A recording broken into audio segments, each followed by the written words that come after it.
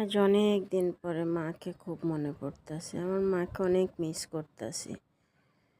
মা যখন অনেক ছোট ছিলাম, আমার মার মুখ গম্ভীরতা দেখলে মাকে জিজ্ঞাসা করতাম, মা তোমার কি হয়েছে? তুমি কি ভাত খাও নাই? মনে করতাম মার মনে হয় মন খারাপ, খুব ক্ষুধা লাগছে, খেতে পারে নাই, এই জন্য মনে হয় মার মন খারাপ।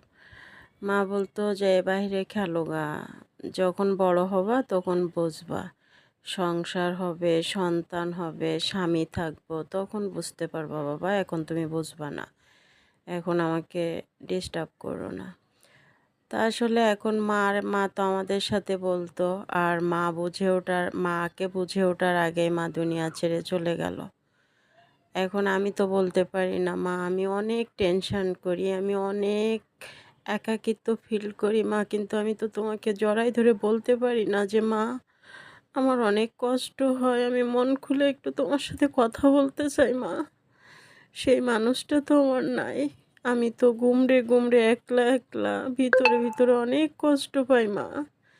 কিন্তু সত্যিকার অর্থে মা গো, তোমার মতো করে কখনো কেউর সাথে কোনো কথা বলতে পারি না, কেউ জিজ্ঞাসা করে না আমি ভালো আছি না খারাপ আছি।